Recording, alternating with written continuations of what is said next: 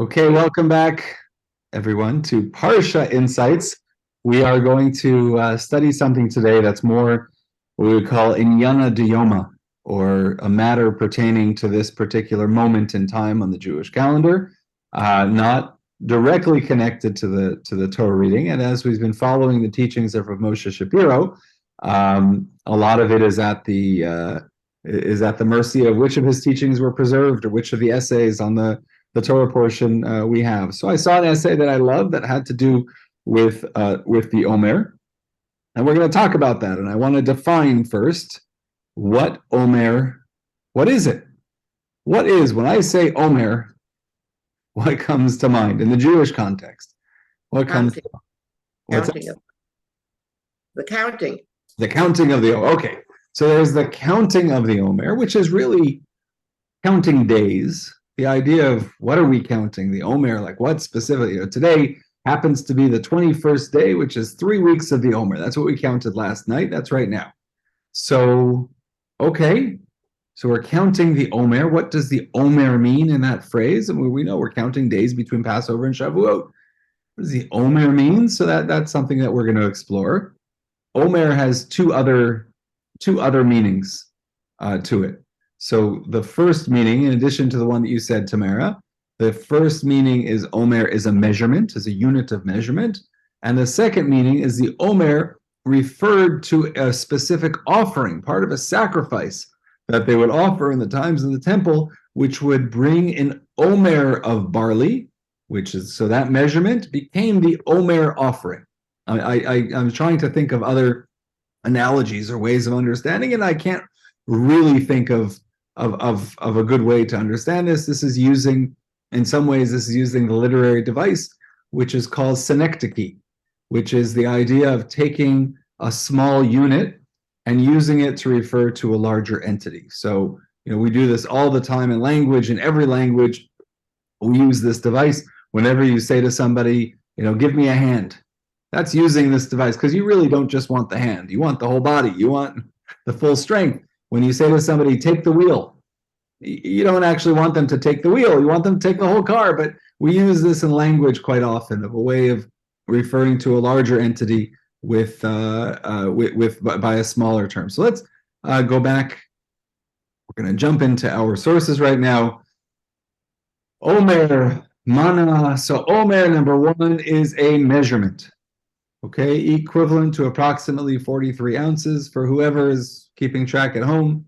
That's what the Omer is. Okay, there is the Omer offering, which on the second day of Passover, in addition to the regular holiday offering, a lamb was offered together with an Omer of barley, taken from the first harvest of the land of Israel. Okay, so that's the Omer offering. And then the counting of the Omer, which is the commandment to count 49 days between the second day of Passover, which is the day of the Omer offering, and Shavuot. And by the way, on Shavuot, there was a special offering that was given, which is called the Shtei Halechem, or the loaves of bread. And so you're going from Passover barley, grain, to Shavuot, which is bread. And the counting of the Omer is going from the grain all the way to the bread. Okay? So that's, when we talk about Omer, these are the three concepts that we're talking about. But really, I think our conversation today is going to focus on the second aspect, which is what was the Omer when we're talking about counting the Omer. What was the Omer offering? What did it represent? What did it mean? Why was it so important? And how do we know it's important? Because the Midrash says that it's important. Rabbi Yochanan said, Li'olam al tihi mitzvat ha'omer hala be'einecha. Don't let the mitzvah of Omer, of the offering, be light in your eyes. Don't deride it. Don't think that it's not important. It's very important. Because, how do we know it's important? Because al yedei mitzvat ha'omer zacha Avraham lirashet eretz Canaan. Because everything was riding on the Omer. Because in the merit of the Omer, Abraham inherited the land of Canaan, the land of Israel. All of this, the land of Israel, Eretz Yisrael, is all because of the Omer? Really? And it says, what's the proof text? The proof text, v'natati lecha lezaracha acharecha, va'ata, the next verse says, va'ata et briti tishmor, you shall observe my covenant, ve'eze ze mitzvah HaOmer. What are we talking about when we talk about a covenant?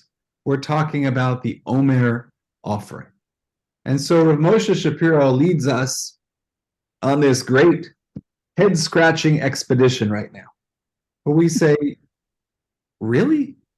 The mitzvah of the Omer, which most of us haven't really heard of or thought about very much, it's that important? The whole land of Israel was inherited because of the mitzvah of this little mitzvah of giving an offering of barley? And not only that, when you say the word bris or brit, we think about a brit milah, we think about the circumcision covenant, we think about the brit bein abetarim, those great covenants that Abraham had with God.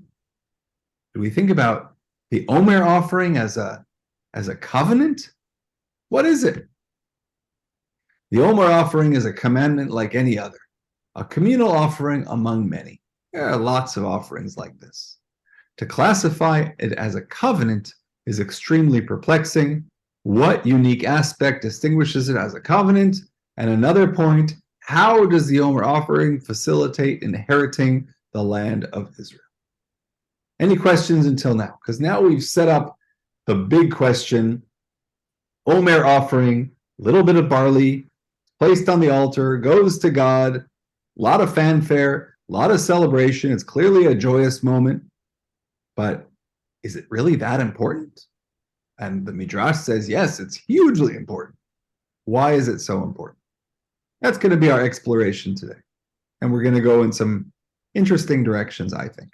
Okay.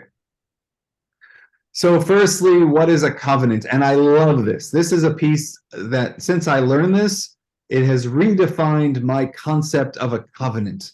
I think of a covenant, of a covenantal relationship in a different way. So look at this. This is the blessing. The Talmud says this. You can also find this in the Sidur. This is what we say at a bris, at a brit milah.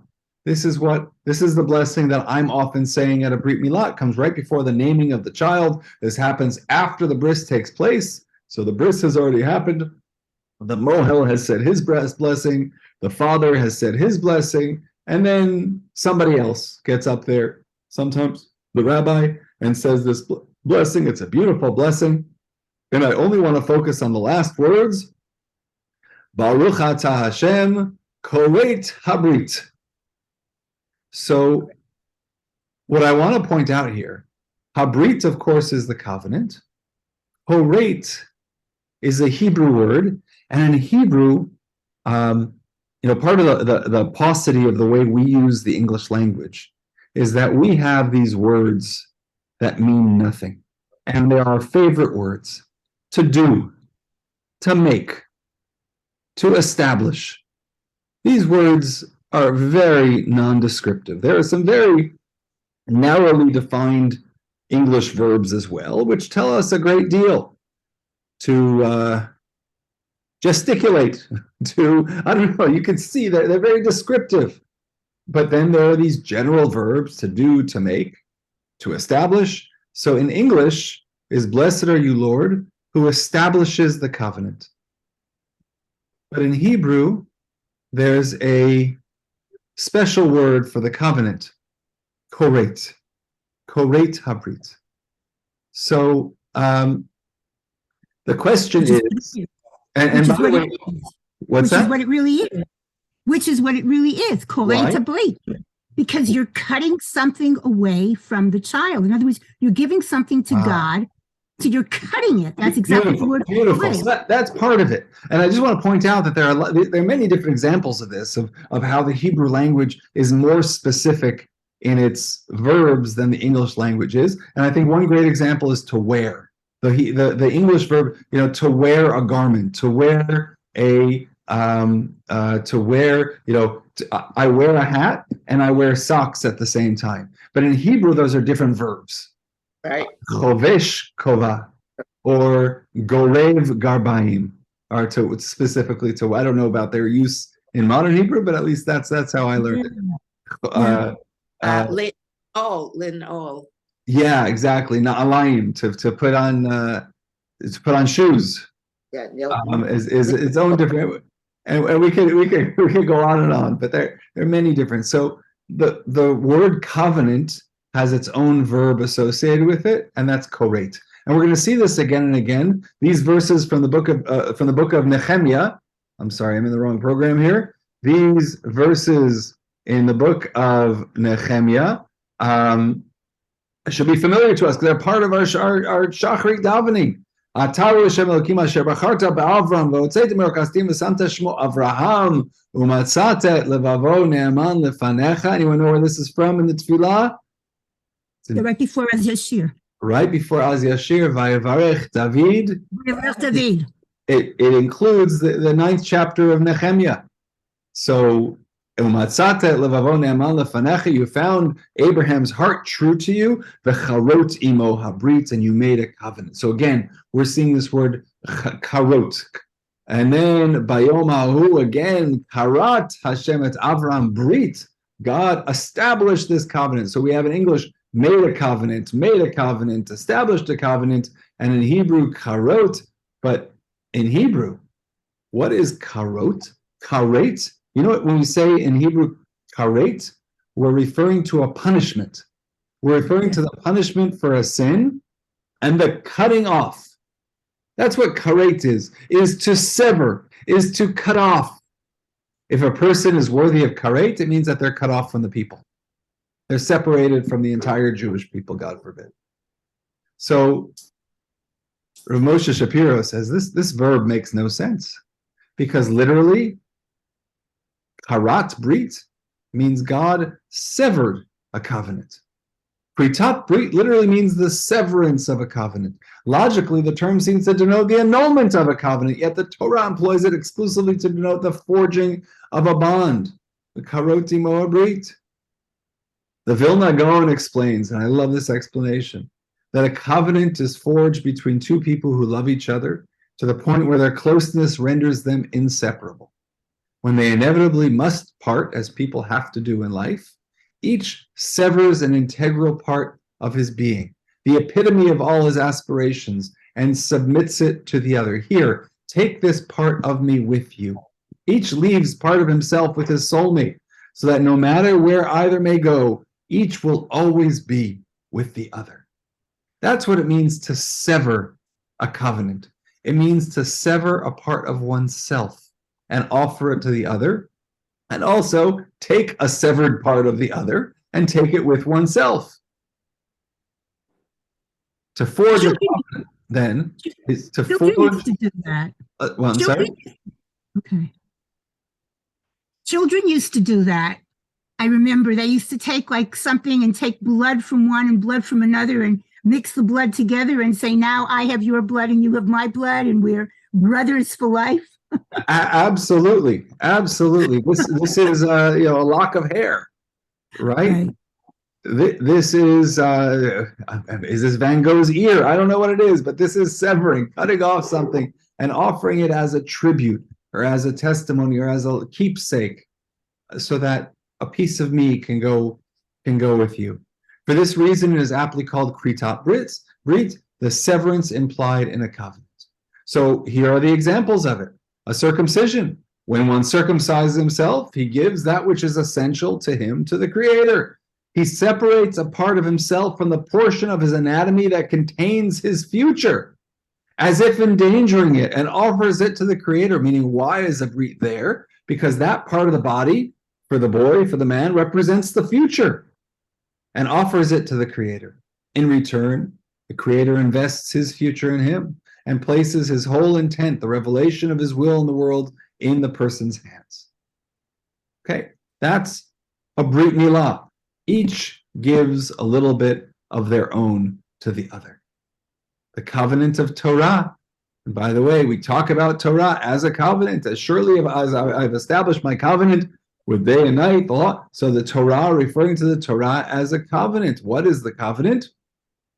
So there's a fascinating section of the Talmud where Rav Eviatar found Elijah the prophet. And he said to him, what's God doing right now? So I don't know what my first question to Elijah the prophet would be, but Rabbi Eviatar said, my kavod HaKadosh Baruch Hu, what's God doing now? He said to him, he is currently engaged in studying the concubine of Giva. So from the book of Judges, it's a section of the book, a story. So Rabbi Aviatar said, my kama, what's God saying about it? Like, we know this story. What's God adding to it? If God is sitting and studying, he's got to have a chiddush, got to have something new to say. So Amar le, Eviatar b'ni kachu omer. So God is saying, my son Eviatar. Remember, this is Rabbi Eviatar asking Elijah. So Elijah said, God is saying, my son Eviatar, this is what he says. My son Yonatan, this is what God is quoting us. It's amazing. If we say something worthy of truth, if we have an insight, God is quoting us. That's what Elijah the prophet says. So wait a second. Whose Torah is it? God gave us God's Torah. But the Talmud and what it's showing us is that it's our Torah. God is quoting us. That means the Torah belongs to me. That means I have established my own voice in the Torah. The Creator placed the Torah completely in our hands and entrusted its explanation to us. In other words, the Torah that we study becomes the Torah. That is the Torah. It's amazing. Amazing. And a similar example, basically how the Beit Din of above, the court, the heavenly court, waits for the earthly court to sanctify the month before the heavenly court can do its thing. So basically, human ingenuity, human interest in the Torah takes precedence. Our human contribution takes precedence to any divine contribution.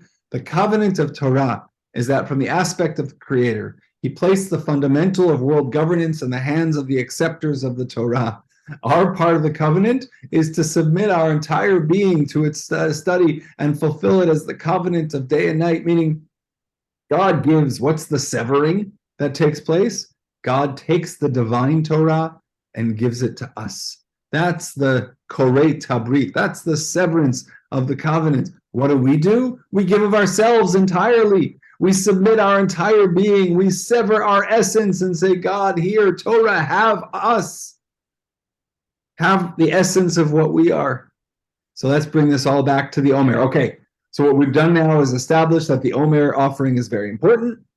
And we've established that it's described as a covenant. We've understood that a covenant means that each party has to sever a part of themselves and leave it with the other. We've applied that to the concept of a Brit Milah. We've applied that to the concept of the covenant of Torah. And now we're going to bring it back home to the Omer.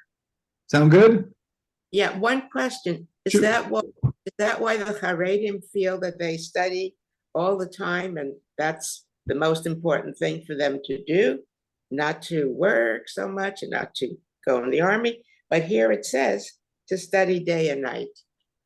Yeah, I don't know about I can't speak for other communities, but I could say that this certainly propels the ethic that Talmud Torah Keneged Kulam, that Torah study is the essence and takes precedence over everything else. Absolutely. Yeah. Okay. The covenant of the Omer. So now we're going about. So all covenants require each party to sever an essential part of his being and submit it to the other. We've already established that. And for this reason, the Torah refers to the forged covenant with the term kritat brit, to sever a covenant. But the novel idea the sages introduced when they refer to the Omer offering as a covenant has to also contain these points of a covenant. But it's difficult to discern how the commandment relates to a covenant. What's covenantal about the Omer offering? What is it? And so let's dig down into the Omer offering, into what's happening. In the book of Joshua, Vayachanu b'nei Yisrael ba'Gilgal, they settled at Gilgal, finally in the land of Israel. Vayasu et ha'Pesach ba'arba'asar yom lechodesh ba'erev ba'arvot Yericho.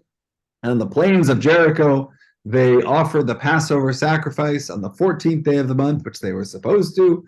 Vayochlu me'avor ha'aretz b'macharat ha'Pesach matzot v'kalui be'etzem hayom hazeh, and on the day after the Passover offering, right, the day in which is supposed to be the Omer, right? We said that that's going to be on the second, the day after the Passover offering.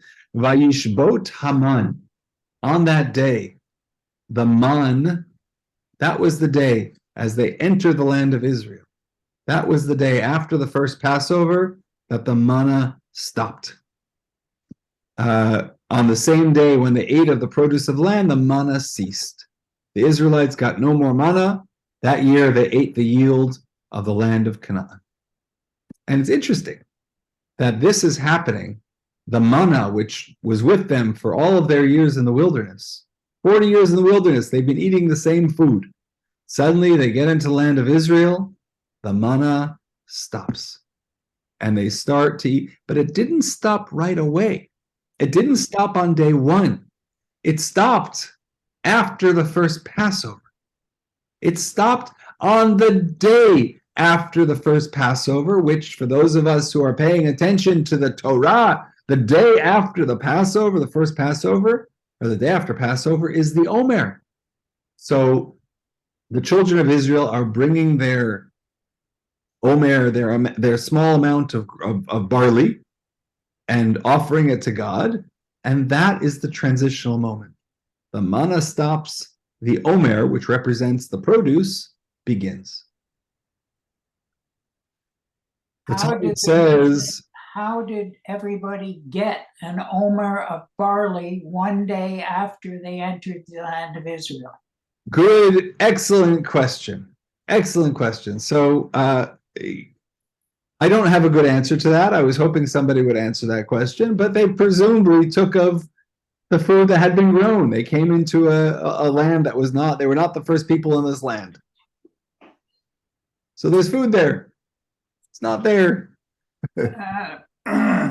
Okay. And where is it known that the Jewish people actually brought an Omer offering in the first year? Maybe they didn't, but we know from the book of Joshua that we just said, only on the next day they eat from the new grain, but initially they didn't eat. Why? It's because they brought the Omer offering on the 16th, and only afterwards did they eat from the new grain, meaning that was the transitional moment. So what's happening when you go from manna to Omer? Esther?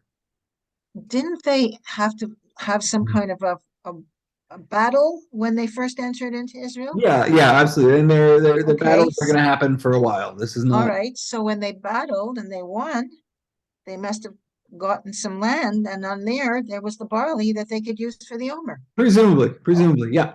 But what's happening when we go from manna to Omer? There's a significant shift that's happening in the mindset, and I think it's very simple. Manna is provided to them. Omer represents that which is grown from the land. Manna comes from heaven. Omer comes from the land. Their sustenance now is no longer going to come from heaven. Their sustenance is going to come from the ground. That's exactly what happens. On this day, after the first Passover, boom, their source of sustenance changes. There's a transition from the passive to the active. Absolutely. From being a slave people who need to have everything done for them because they have no ability to make for themselves, to being free people in their own land. Rav Barachia says in the Midrash that there's a connection between the manna and the Omer, because the manna was provided in the Omer measurement as well. Remember, we said the Omer is 43 ounces. That's how much manna would fall per person. So God said, when I would give you the manna, I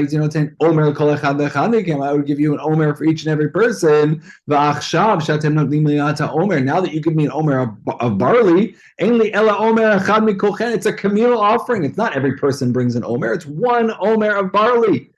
And Levichach Moshe Mazhirat Yisrael v'omer v'aveitem et Omer. That's why Moses had to encourage the people of Israel to participate in this mitzvah, because it's quid pro quo. It's giving back to God. What God gave us, we are giving back to God. Our arrival in the land of Israel heralded a monumental transformation. Instead of eating directly from the hands of the Creator, we settled in the land, we ate from its fruits and satiated ourselves from its goodness. We no longer received the prepared sustenance of the manna. We must now plow and seed, worry and weed, harvest and that's a typo, and perform all the other chores to produce a loaf of bread. The Creator juxtaposed the first Omer offering in history with the cessation of manna. When one ended, the other began. Until we entered the land of Israel, we each received an Omer of manna. Afterwards, we eat the remnants of the Omer offering we bring to the Creator. Our sustenance is still from the table on high. Okay, so exploring now one step further. Rabbi, can I ask you a question? Yeah, of course. Cheryl. The first one shows that the faith that we have in God by having the manna, but when we have to give to Him, it shows God's faith in us. That we can do what we're supposed to do for Him as He did for us. Just a thought. Beautiful. Beautiful. Love that. Thank you. Thank you. Okay. Let's jump. Okay. So Rabbi Shezvi said, Rabbi Shezvi, Mishmei Rabbi Elazar ben Azariah. This is a very famous sequence of phrases in the Talmud about how difficult it is to sustain humanity. Kashin mizonotav shel adam. For God, providing a person's food is as difficult for God as splitting of the Red Sea. Okay, it's a pretty difficult act. And again, you could say for God, nothing's difficult at all. Splitting the Red Sea is just like not splitting the Red Sea. It's the same for God. We talk about effort in terms of God doesn't make much sense. But the point of the Talmud is trying to make is that we are sustained with great struggle. It's not easy for us. It's not simple for us. Why is this so? Rav Moshe Shapiro says, the Creator bestows life upon all living beings, and their sustenance is set within His governance of the world. Right? God creates a worm, and God creates dirt for the worm to eat, or whatever it is. God creates an insect, and God creates the fruit for the insect to eat. Whatever it is, it's all there. Why when we're discussing our own as God's creations, why when discussing our own sustenance is it more difficult? Why is man more deficient than any other living being that his sustenance requires such a drastic change of nature as to equal that of the splitting of the sea? Rather, the sustenance of man emanates from a higher source than other living beings. And for it to reach him, many barriers must be broken. All other living beings receive their sustenance as part of their compulsory existence, for whoever bestows life bestows sustenance together with it. Man must merit his sustenance, and therefore it is as difficult as the splitting of the sea. So there's something about being worthy, about meriting, that Judaism is introducing to sustenance. Our ability to be sustained in our theological view is connected to our worthiness of being sustained. And again, God is not sitting there in judgment over the raccoon, whether it's going to have enough of my garbage to eat or not, or whatever it is, whatever animal it is. God is not sitting there in judgment. But our belief is that God, when it comes to humanity, that our ability to be sustained is connected to judgment.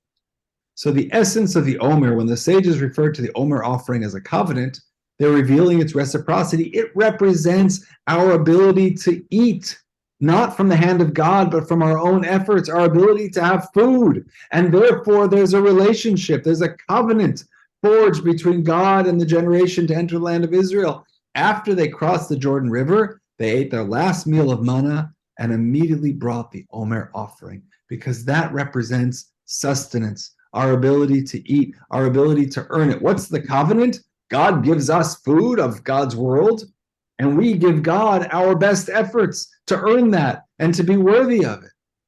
Here was the Kritat Habrit, the severance of a covenant, which is actually its forging. We take the product of our toil and exertion, which should have made it ours. This barley, it should be mine. I did it. But we submit it to God. In return, God splits the sea of reeds for us. God gives us of His goodness and bestows upon us His blessing.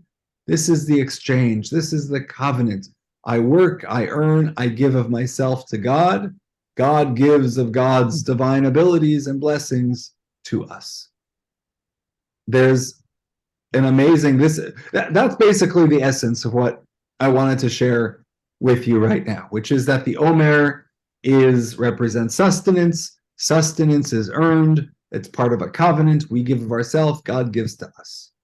There's a an ancillary teaching, or I would say a secondary teaching as part of this lesson, which I loved, which I wanted to share with you, which talks about this idea of sustenance and being worthy of God's blessing. And it connects to the word Yisrael.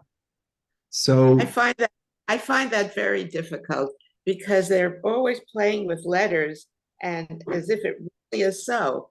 But it's funny to me. Okay. yeah, it does take a certain mindset to sit down with the word Yisrael, as I put it right here, to sit down with the word Yisrael and say, okay, we are going to look at this in a new and novel way. It's something I enjoy tremendously, whether it speaks to you or whether you're linguistically inclined. I'd be interested to find out. But if there's a unanimous vote, rabbis stay away from these kinds of teachings, I'll avoid them in the future. I'll keep them to myself. No. But I love this because look at what happens with Yisrael. What they ask us to do, what he's asking us to do is to separate, I can't highlight it, but to separate the first two letters, the last two letters, and the middle letter. And look at it as three different units. So the first unit are Yud and Shin to the right, which spells the word Yesh, existence. And we did a class on this before, if you remember. We did a class on the number 310, which is the numerical value of Yesh. We had a whole concept of what this word Yesh, of what it means. But it's something very positive. Yesh is very positive. I don't even have to go on. You can look at the last two letters. Last two letters mean either the Hebrew word al or lo, both of which mean no. They're both negations. However you conjugate it, al, lo is negative. So you have on one side positive, on one side negative. That's his point. And then in the middle, you have this lonely resh. What does resh mean in Aramaic? You know what the word resh means? Use your resh. Either way. It means your head. Resh, like where they talk about the Resh Galuta, it was the title given to the head of the all diaspora. Resh Yarcha is Rosh Chodesh, is the new month in Aramaic. Resh, Rosh, this is the head. The middle, Resh. So look at how the word Rosh or Resh is used. God will make you lerosh velo lezanav. So would you say, is that positive or negative? You'll make the head, not the tail. This is good. This is positive. In Mishlei, the word resh means poverty. Keep lies and false words far from me. Give me neither poverty nor riches, but provide me with my daily bread. Resh can go either way. And we have other examples also. We could have given 10 examples for each one of these, how resh, rash, whatever it is used in both positive and negative. The exact same word, positive and negative. Because that's the way life can go. Resh, it hinges. The whole word Yisrael hinges on the resh. There's a story in the Talmud, an incident involving Rabbi Yochanan ben Zakkai. He was riding on a donkey, leaving Jerusalem. His students were walking after him. He saw a certain young woman who was gathering barley from among the dung of animals. So the epitome of poverty. It's unthinkable, unimaginable poverty, gathering barley from among the dung of the animals. She was so poor that she subsisted okay. When she saw him, she wrapped herself in her hair because she couldn't cover herself otherwise. She tried to hide from him and stood before him as in humility. And she said, "My teacher, please sustain me." He said, "My teacher." She said, Who are you? She said, "Rebbe." She called him Rebbe. And he said, "Biti miat, my daughter, who are you?" She said, "I am the daughter of Nakdimon ben Gurion, one of the great leaders, one of the wealthiest people of the generation." He said to her, "My daughter, where did the money all go? Your house, you were so wealthy. How did you become so poor?" She said, "Don't we know? Isn't there a phrase in the Hebrew? The phrase is melach mamon cheser v'amre lach chesed." So basically, the two ways of saying this: either salt for money is lacking, meaning you can't salt your money, you can't preserve your money. The other way is saying that kindness preserves money. But either way, she's saying the money left. There's nothing left. And he said, okay, so it was all lost. She said to him, my teacher, do you remember when you signed my marriage contract? You were there at my wedding. He said to his students, so he turns to his students, Rabbi Yochanan ben Zakkai, and says, I remember when I signed on the marriage contract of this woman, I read in it, it listed 1 million gold dinars as a dowry from her father's house, aside from that which was promised from her father-in-law, meaning you can't imagine the number of zeros that were on that check that were given at the time of her wedding. They were so rich. And Rabbi Yochanan ben Zakkai cried and said, how fortunate are you, Israel, for when Israel performs the will of the omnipresent, no nation or tongue can rule over them. And when Israel does not perform the will of the omnipresent, he delivers them into the hand of a lowly nation. Not only are they delivered into the hand of a lowly nation, but even at the hand of the animals of a lowly nation, as in the pitiful instance of Nakdimon's daughter. So the idea that the Talmud is presenting, that life is filled with these highs and lows, with these heights and depths, that this is the resh, this is what it hinges on, whether it's the yesh or the lo or the al. Which side are we going to tend towards when it comes to our mazel, when it comes to how God blesses us? And as the Talmud says about Mordechai, hinafol tipol lefanav, you shall fall before him. What are these two fallings? The wise men said to Haman, this Jewish nation is compared in the Bible to the dust of the earth, and it's compared to the stars in the heavens. Sometimes we're like the dust, and sometimes we're like the stars. When they descend all the way down. When they rise all the way up. That's the Jewish nation tends, the Jewish people tends towards the extremes, towards the yesh or towards the al, towards the having and towards the not having. And it hinges on how you read that resh. Interestingly, there's a source for Adir called Adir Bamarom, which is a book that was written by Moshe Chaim Luzzatto, who is better known for Mesilat Yesharim, for the Path of the Just, written in the 18th century. And he says the secret of yesh, zeh sodo yesh, the secret of the yesh, of having, of the first two letters of Yisrael, it's the same numerical value as the Hebrew word Omer. Omer, okay. 310. It's the same numerical value.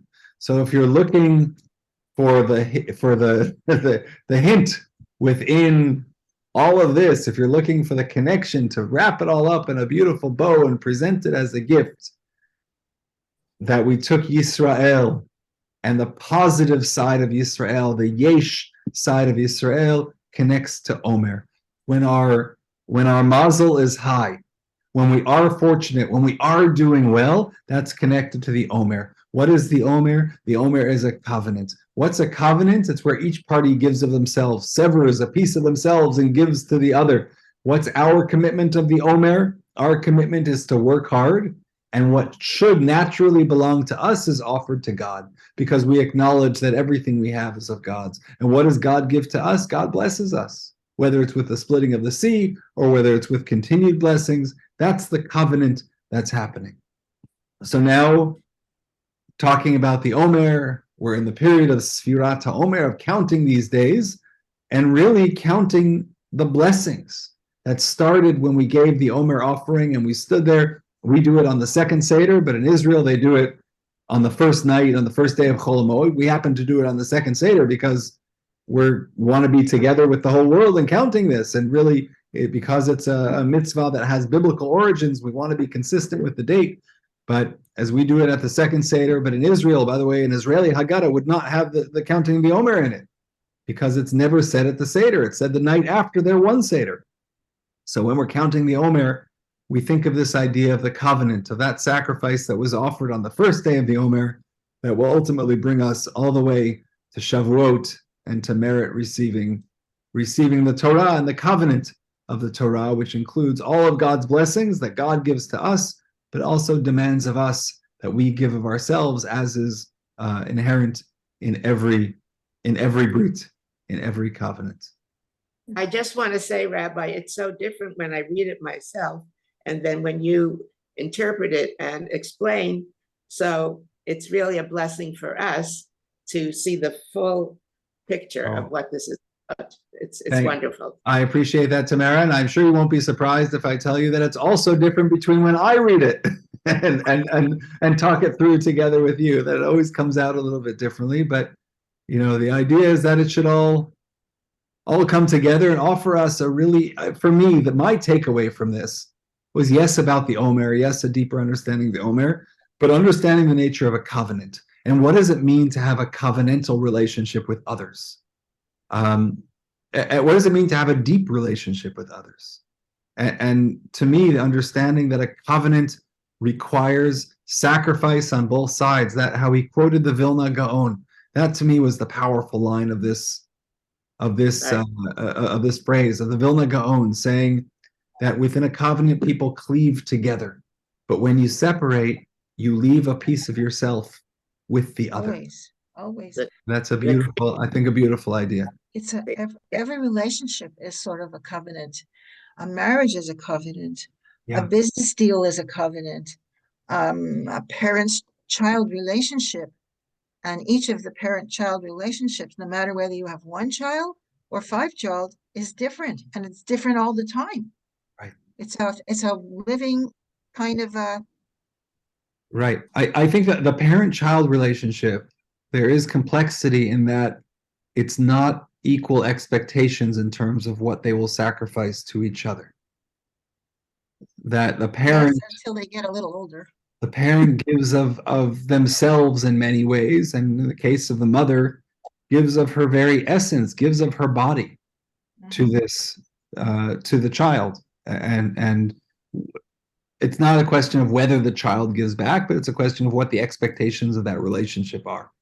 And maybe sometimes parents expect too much, too little. It's not reciprocity. That's why it's always living. It's always growing, and it grows like a plant. Not necessarily every leaf is going to be exactly the same, but the roots are there. Absolutely. Absolutely beautiful. Okay, any questions or comments before we, I'm going to stop the recording right now. Yes, Rabbi. Aleph Lamed, that's also ale. It's also God's name. Yes. All right. And I don't understand on the face of it why I should use the Aleph Lamed, meaning low, or Lamed Aleph, why it shouldn't be ale. So I think you are influenced in a very beautiful way by the Torah itself, who introduces the name Yisrael as being struggling with God, or that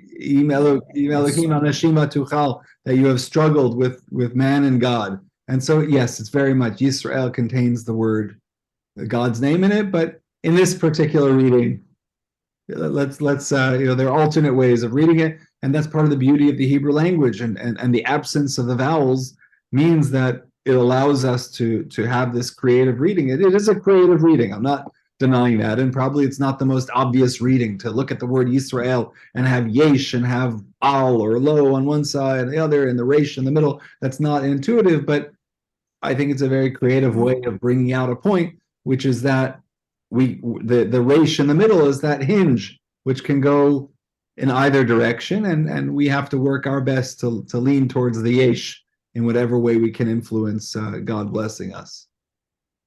Thank you. Thank you for that.